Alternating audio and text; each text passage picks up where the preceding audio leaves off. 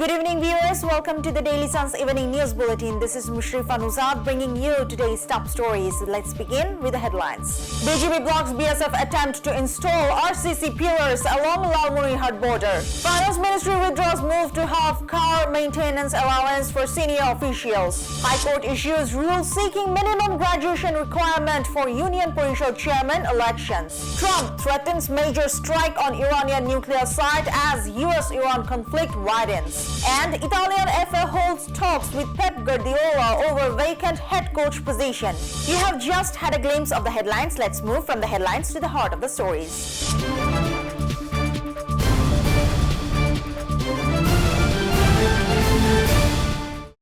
The border guard Bangladesh has stopped the Border Security Force of India from installing RCC pillars at the Poishatibari border area in Lalmonirhat's Padgram Upazila.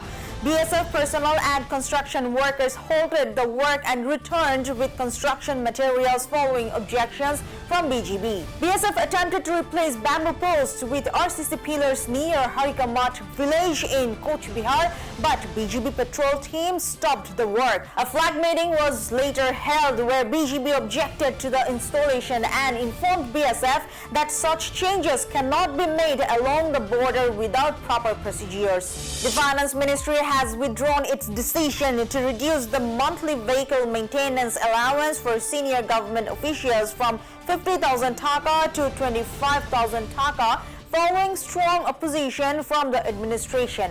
The move had sparked controversy within the government, with officials questioning the decision-making process. The 50,000 taka monthly allowance is enjoyed by around 7,200 officials from the civil administration, armed forces, judiciary and the election commission. The government has now ordered a review to compare the costs of official vehicles versus the existing interest-free loan system.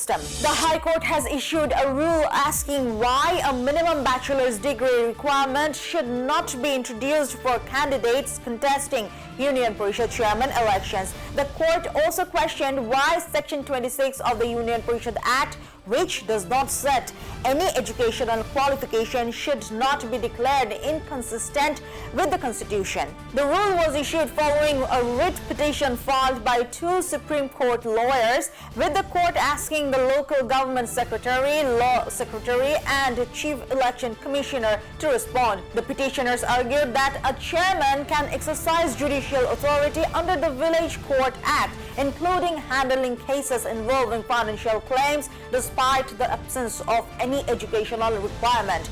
They said the provision conflicts with constitutional principles and the responsibilities assigned to Union Parishad chairman. The United States has carried out strikes on Iran for an 11th consecutive night, with Defense Secretary Pete Hegseth saying the cost of the war has reached $37.5 billion. Iran has responded with retaliatory attacks on Bahrain, Kuwait and Jordan, while diplomatic efforts continue to halt the escalating conflict. US President Donald Trump warned a possible very heavy attack on Iran's suspected nuclear facility, PABX Mountain, prompting Tehran to threaten a wider regional war. US Secretary of State Marco Rubio rejected Iran's interpretation of a memorandum on the Strait of Hormuz, saying it does not give Tehran the right to target commercial vessels. He also warned that Iran's demand to control shipping routes and impose tolls would set a dangerous global precedent.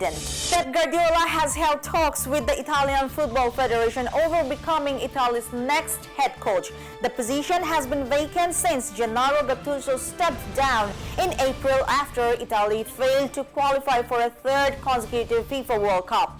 Italian Olympic Committee President Giovanni Malago confirmed discussions with Guardiola, saying financial exceptions could be made to appoint the former Manchester City manager. Roberto Mancini and Andrea Pirlo are also among the candidates under consideration. Guardiola left Manchester City this summer after a trophy-laden 10-year spell and would be taking charge of a national team for the first time in his managerial career. That's all for today's evening news bulletin. Stay tuned for more updates, and you can subscribe to our YouTube channel and follow us on Facebook.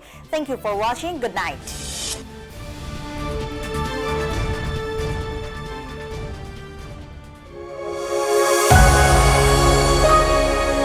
Bye.